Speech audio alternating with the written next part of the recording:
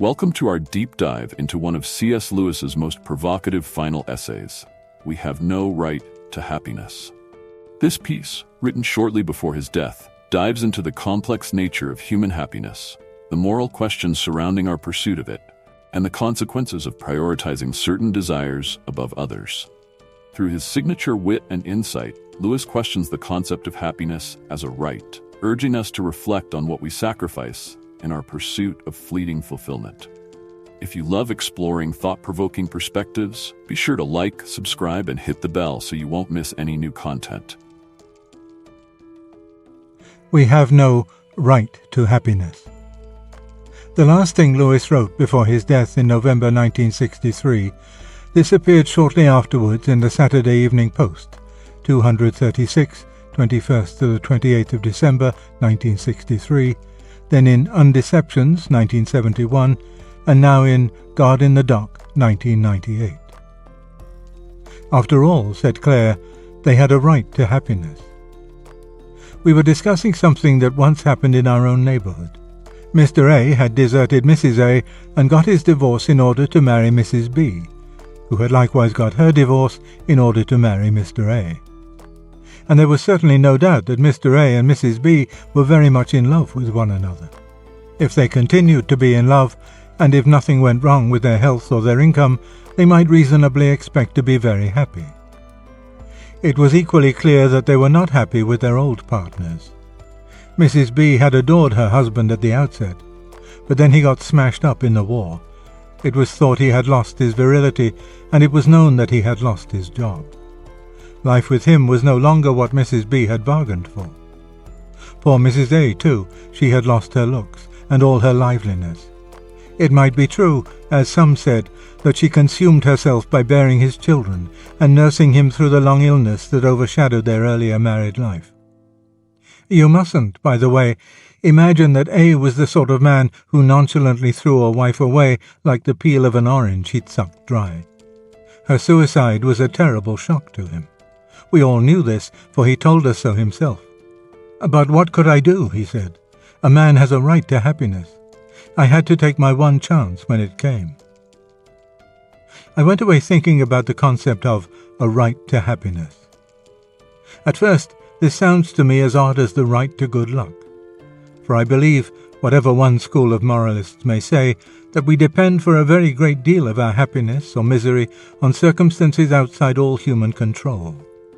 A right to happiness doesn't, for me, make much more sense than a right to be 6 feet tall, or to have a millionaire for your father, or to get good weather whenever you want to have a picnic. I can understand a right as a freedom guaranteed me by the laws of the society I live in. Thus, I have a right to travel along the public roads because society gives me that freedom. That's what we mean by calling the roads public. I can also understand a right as a claim guaranteed me by the laws, and a correlative to an obligation on someone else's part. If I have a right to receive £100 from you, this is another way of saying that you have a duty to pay me £100.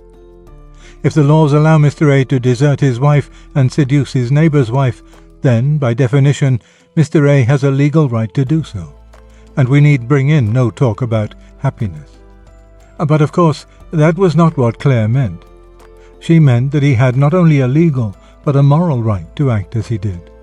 In other words, Claire is, or would be if she thought it out, a classical moralist after the style of Thomas Aquinas, Grotius, Hooker and Locke. She believes that behind the laws of the state there is a natural law. I agree with her. I hold this conception to be basic to all civilization. Without it, the actual laws of the state become an absolute, as in Hegel. They cannot be criticized because there is no norm against which they should be judged. The ancestry of Claire's maxim, "They have a right to happiness," is august. In words that are cherished by all civilized men, but especially by Americans, it has been laid down that one of the rights of man is a right to the pursuit of happiness.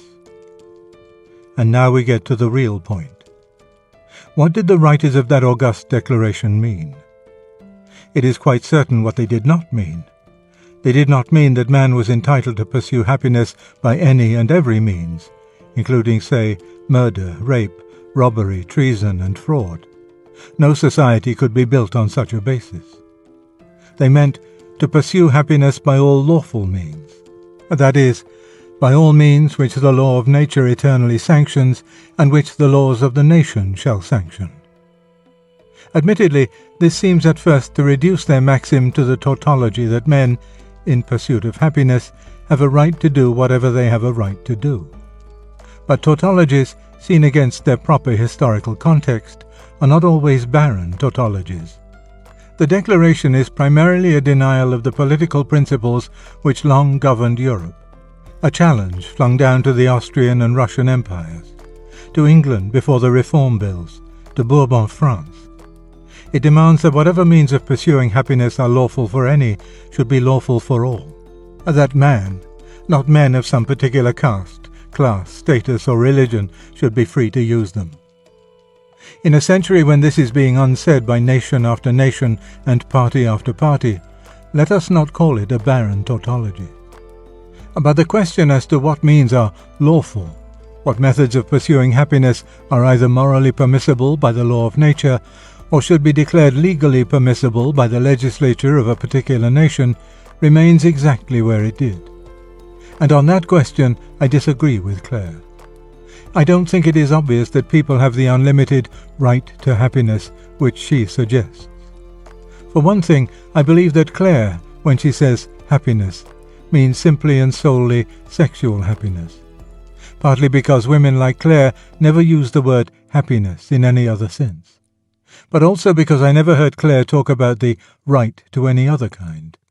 She was rather leftist in her politics, and would have been scandalized if anyone had defended the actions of a ruthless man-eating tycoon on the ground that his happiness consisted in making money, and he was pursuing his happiness. She was also a rabid teetotaler. I never heard her excuse an alcoholic because he was happy when he was drunk. A good many of Clare's friends, and especially her female friends, often felt, I've heard them say so, that their own happiness would be perceptibly increased by boxing her ears. I very much doubt if this would have brought her theory of a right to happiness into play. Clare, in fact, is doing what the whole Western world seems to me to have been doing for the last 40-odd years. When I was a youngster, all the progressive people were saying, "Why all this prudery? Let us treat sex just as we treat all our other impulses." I was simple-minded enough to believe they meant what they said. I have since discovered that they meant exactly the opposite. They meant that sex was to be treated as no other impulse in our nature has ever been treated by civilized people. All the others, we admit, have to be bridled. Absolute obedience to your instinct for self-preservation is what we call cowardice. To your acquisitive impulse, avarice. Even sleep must be resisted if you're a sentry. But every unkindness and breach of faith seems to be condoned, provided that the object aimed at is 4 bare legs in a bed. It is like having a morality in which stealing fruit is considered wrong, unless you steal nectarines. And if you protest against this view, you are usually met with chatter about the legitimacy and beauty and sanctity of sex, and accused of harbouring some Puritan prejudice against it as something disreputable or shameful. I deny the charge. A foam-born Venus, golden Aphrodite, Our Lady of Cyprus, I never breathed a word against you. If I object to boys who steal my nectarines, must I be supposed to disapprove of nectarines in general, or even of boys in general? It might, you know, be stealing that I disapproved of. The real situation is skillfully concealed by saying that the question of Mr. A's right to desert his wife is one of sexual morality. Robbing an orchard is not an offence against some special morality called fruit morality. It is an offence against honesty. Mr. A's action is an offence against good faith, to solemn promises, against gratitude towards one to whom he was deeply indebted, and against common humanity. Our sexual impulses are thus being put in the position of preposterous privilege. The sexual motive is taken to condone all sorts of behaviour which, if it had any other end in view, would be condemned as merciless, treacherous, and unjust. And now, though I see no good reason for giving sex this privilege, I think I see a strong cause. It is this. It is part of the nature of a strong erotic passion, as distinct from a transient fit of appetite, that it makes more towering promises than any other emotion. No doubt all our desires make promises, but not so impressively. To be in love involves the almost irresistible conviction that one will go on being in love until one dies, and that possession of the beloved will confer not merely frequent ecstasies, but settled, fruitful, deep-rooted, lifelong happiness. Hence, all seems to be at stake. If we miss this chance, we shall have lived in vain. At the very thought of such doom, we sink into fathomless depths of self-pity. Unfortunately, these promises are found often to be quite untrue. Every experienced adult knows this to be so as regards all erotic passions, except the one he himself is feeling at the moment. We discount the world without end pretensions of our friends' amours easily enough. We know that such things sometimes last and sometimes don't. And when they do last, this is not because they promised at the outset to do so.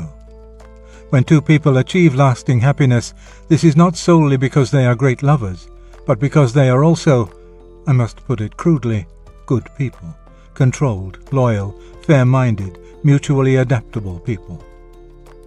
If we establish a right to sexual happiness which supersedes all the ordinary rules of behavior, we do so not because of what our passion shows itself to be in experience, but because of what it professes to be while we are in the grip of it. Hence, while the bad behavior is real and works miseries and degradations, the happiness which was the object of the behavior turns out again and again to be illusory. Everyone, except Mr. A and Mrs. B, knows that Mr. A in a year or so may have the same reason for deserting his new wife as for deserting his old. He will feel again that all is at stake. He will see himself again as the great lover, and his pity for himself will exclude all pity for the woman. Two further points remain. One is this. A society in which conjugal infidelity is tolerated must always be, in the long run, a society adverse to women. Women, whatever a few male songs and satires may say to the contrary, are more naturally monogamous than men. It is a biological necessity. Where promiscuity prevails, they will therefore always be more often the victims than the culprits. Also, domestic happiness is more necessary to them than to us. And the quality by which they most easily hold a man, their beauty, decreases every year after they have come to maturity. But this does not happen to those qualities of personality. Women don't really care tuppence about our looks, by which we hold women. Thus, in the ruthless war of promiscuity, women are at a double disadvantage. They play for higher stakes and are also more likely to lose. I have no sympathy with moralists who frown at the increasing crudity of female provocativeness. These signs of desperate competition fill me with pity. Secondly, though the right to happiness is chiefly claimed for the sexual impulse, it seems to me impossible that the matter should stay there. The fatal principle, once allowed in that department, must sooner or later seep through our whole lives. We thus advance towards a state of society in which not only each man, but every impulse in each man claims carte blanche. And then, though our technological skill may help us survive a little longer, our civilization will have died at the heart, and will, one dare not even add, unfortunately, be swept away.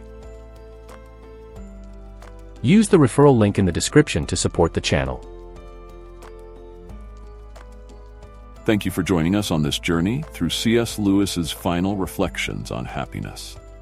His words resonate deeply, challenging our modern views on love, desire, and moral responsibility. What are your thoughts? Does happiness hold the same meaning for you as it did for Lewis? Let us know in the comments. We'd love to hear your perspective. And don't forget to subscribe to stay connected for more explorations into powerful literature and philosophy.